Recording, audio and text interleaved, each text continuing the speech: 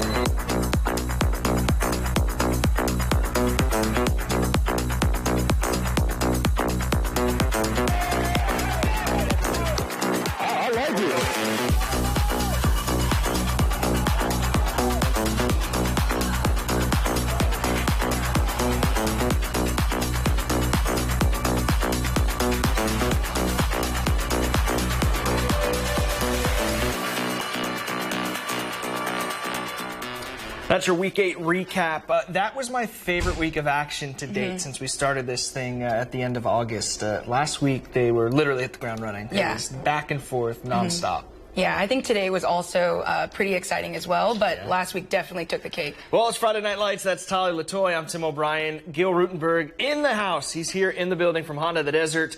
He'll join us here in just a moment. We've got a lot to cover on both ends of the valley, and we'll begin on the east side of the valley. Indio coming off a hard-fought loss to Yucca Valley, where they almost came back last week on an onside kick. They failed the attempt, but that's how close it was. They're still tied for second place in the Desert Valley. The Rajas looking to keep pace with Yucca, and Coachella hosting Banning Broncos at Ed White Stadium. Ed White, who played for the Vikings and Chargers. Exactly. He was in the stadium tonight. Hello. I didn't even think of that. It's our two favorite teams. Anyway, let's get to those highlights tonight. The Rajas looking to stay atop the standings. It started with the big man, Israel Nagri, pounding one through for the quick six. I wouldn't want to get in front of him. I'll tell you that right now. Look at his hit now on special teams.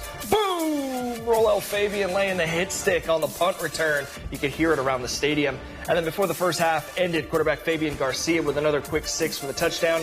India would go on to win the game 34-0. Big win for the Rajas at home tonight. They looked good. They were running. They even had the pass game going a little bit. Their defense, next level, of course, with the shutout. Again, 34-0 Indio over Banning. Tali? Nice. Now, that's great. But today this was my first time covering Desert Empire League play. So I think that was great to be on this side. And that's where we begin tonight, because we're going to head to Palm Desert, where the Blackhawks of La Quinta were visiting Xavier Prep.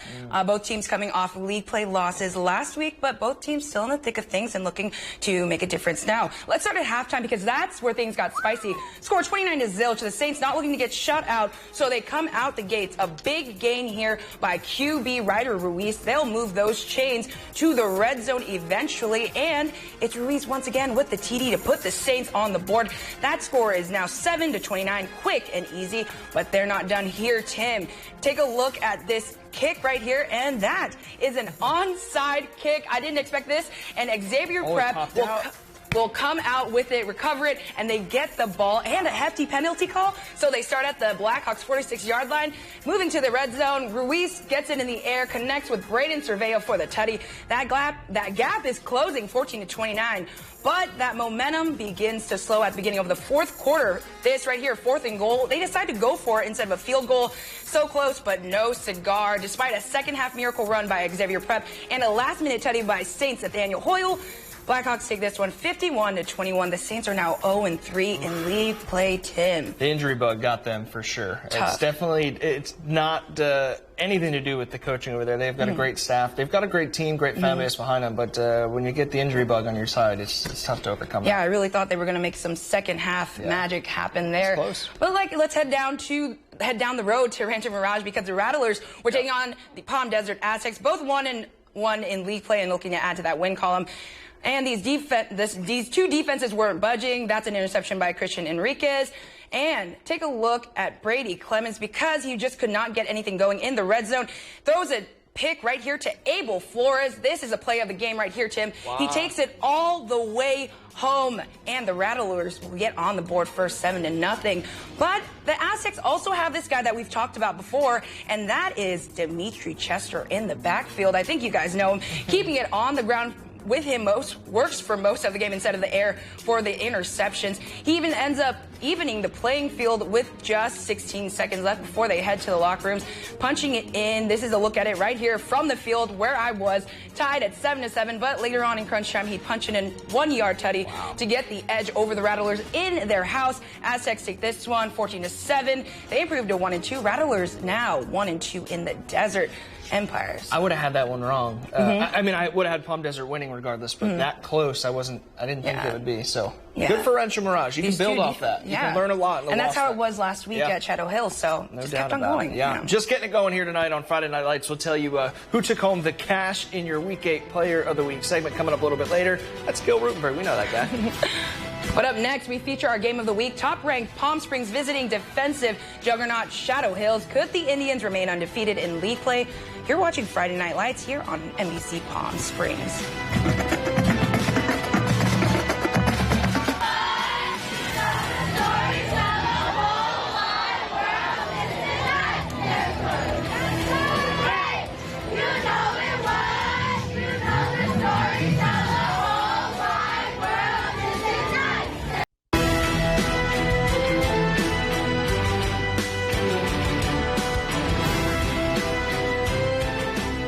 Welcome back to Friday Night Lights here on NBC Palm Springs. This is Gil Rutenberg. Welcome back, buddy. We missed you. Glad to be back.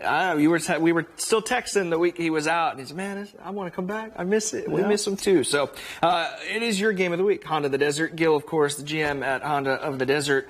We hear you. We got to keep saying it. We hear you. We hear you. We hear you. We hear you. Palm Springs taking their high-powered offense to Shadow Hills, where the Knights specialize in hard-nosed defense. I had Palm Springs by a mile during the 6th. I thought this would be the case. It wasn't the case, though. Here we go. Let's get to those highlights. It's first quarter action. Palm Springs strikes first. Quarterback Javen Kapler with a quick 15-yard floater to his favorite target, Kieran Michaels. Nice Indians. grab. Yeah, it's a great grab. Indians take the 6-0 lead after the field goal extra point. It's 7-0. Shadow Hills would answer, though. That's Pedro Trujillo taking the snap, busting his way into the end zone. Tie the game at 7. It was a back-and-forth match today. Both teams getting the better of each other. Then Palm Springs would answer again. Javen Kapler re-enters the chat. Check out this 35-yard run down the sideline by the senior. He's a dual threat. He uses his arms and his legs. Makes it look so effortless and easy. Next play, Kapler with a 20-yard touchdown run with some nifty moves along the way. Broke some ankles, dragging the toe. Spin move, bang, across the goal line. Touchdown, Indians. 14-7 at the half. But, Gil, the Knights with the comeback and answer to start, or mid-third quarter, rather. Remember the Diaz brothers? We talked about them, I feel like, all season long. That's how good they've been on both sides of the ball. This is JoJo Diaz dashing his way into the end zone, high-stepping, untouched. 14-14 in the third quarter. Palm Springs would add a field goal, followed by a 10-yard run by Braden Hapner. And the Indians, Gil, stay undefeated in league play, improving to 3-0, 7-1 overall. They'll play Xavier Prep next Friday, while Shadow Hills will regroup. And, of course, they're back in action next week. Now, you and I, we talked about this, and we'll talk about it again a little bit in the end. Every time we do a Honda of the Desert Player of the Week, they don't lose after that. They don't lose. And Palm Springs has just hit it full gas down, pedal, kept it going. You're the good luck charm, I think. What can we do? Hey, we hear you. That's it. We hear you, Sally. Yeah, the mighty Arabs of Coachella Valley are having one heck of a season, as we all know, undefeated in league play and putting up points like Wilt Chamberlain in 1961. Tonight, they were hosting Cathedral City, who is coming off 2 straight victories after starting the season 0-5. Homecoming night at Coachella, blackout, and Cat City's hopes of extending their win streak ended in a hurry. Coachella wasted no time jump-starting their high-powered offense, scoring on their first possession of the game. And who is it? None other than sophomore running back Aaron Ramirez, sprinting down the sideline all the way down for the touchdown run. And the Aaron Ramirez show continued. Here he is barreling in from 2 yards out. I mean, he just is unstoppable, taking it to the house. Then he wows the crowd with that 82-yard run you just saw. The kid is incredible. However, there is some bad news right here for Coachella Valley. Aaron Ramirez was forced out of the game with an injury. We've heard reports that it is not that serious, so that's encouraging, and that gave some playing opportunity to Jacob Mendoza and others. The mighty Arabs go on to win big. Final score, Coachella, nothing. Cathedral City, everything, 6-4. I don't know what else to say about that, guys. Coachella Valley is amazing. We've been talking about the Mighty Arabs. But still ahead tonight on Friday Night Lights, we'll head back out to Shadow Hills Stadium to hear from the winning coach of our Game of the Week. But coming up next, we'll tell you who won Players of the Week honors. Stay tuned to see which athlete's taking home the checks from Honda the Desert. My man here had to work a little extra, Gil, to get that money. Put him to work. Put him to work this time. We'll be right back. Friday Night Lights here on NBC Palm Springs.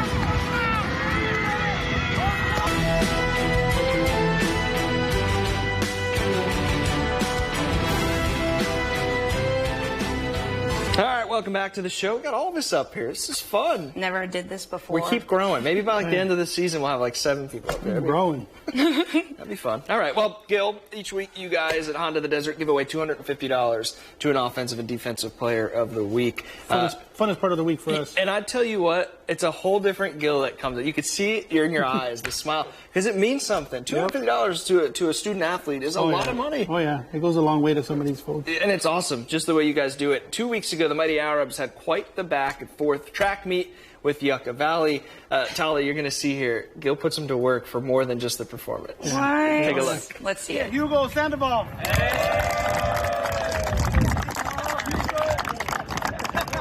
Appreciate it.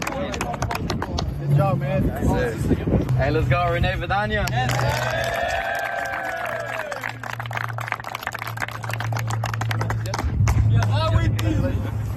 All right, you only get to keep this 250 if you can beat me in push-ups.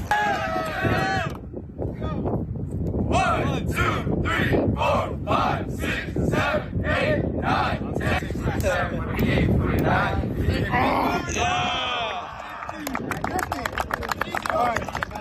He did 50. I told him I'd do it. So, Gil, you told me you'd do one more than him, right? And what'd you do? I just told whatever you do, I'll do one more. Yeah. And then I got down and I did one more. You should have seen the team. The kids were like, oh wait. Yeah. Got us. Got him. Yeah. Got him. Got him to do 50 push-ups, all right? It was awesome. And it was pretty good, too. Tali, go ahead and take this here. Let's head back out to Indio, where Palm Springs head coach Dan Murphy gave us his post-game comments on tonight's win against Shadow Hills. It was frustrating. Yeah. It was, we came out real flat. And, but I'm not trying to take anything away from Shadow Hills. They played a tough football game, and they have a lot of tough kids. We just, couldn't put the foot on the gas and keep it on the gas, and a lot of that was due to them, but we just have to get better. We're not happy with the way we played, and we have to do a better job. If we want to be where we want to be at the end of the season, some things need to change. But, maybe this is what we needed, a close game like this to get these kids refocused. Congrats again to Coach Murphy and the Palm Springs Indians. Let's take a look at the Desert Empire League scoreboard. 24-14 Palm Springs over Shadow Hills. Palm Desert over Rancho Mirage, and La Quinta big over Xavier Prep. Now let's take a look at the Desert Valley League. I'll get this one right this time. Cathedral City 0, Coachella Valley 64. Another shutout by Indio. And then tomorrow, 29 Palms and Desert Hot Springs. It's a big deal. Let's go look at the standings now. Palm Springs remains undefeated 3-0 over La Quinta, Palm Desert, Rancho, Shadow Hills, and then Gil. Xavier Prep 0-3. Long season. And now Coachella Valley is the only team undefeated in the Desert Valley League. So incredible stuff. And then we have Banning and Desert Mirage at the bottom. And we still have Indio and Yucca Valley still inching towards the top, you guys. I just looking back at what Coach Murphy said a minute ago, that if they want to go anywhere and do what they got to do, they've got to change a lot. They won tonight, and he still said, we got to refocus. We got the win, but not at our standards. Yeah. That's a true leader. I like that. That's a good time, Coach. And your Rajas, they had a slow start this season, 0-3, but they're 5-1 in league play. Go Rajas. Go That's Big right. Blue. Yeah, look, Coach Daniel Hayes has got his team playing. He does the thing. He's a Marine sergeant, and he does the thing. Eyes. I can see that. He yells Definitely eyes, and the kids look up. They go eyes. They repeat back to him, and everybody stop what you're doing and pay attention. This all makes sense. Yeah, for sure. Tali Latoy, Gil Rutenberg with Honda the Desert. We hear you. I'm Tim O'Brien. Thanks for joining us again. We'll see you back here same time next Friday night.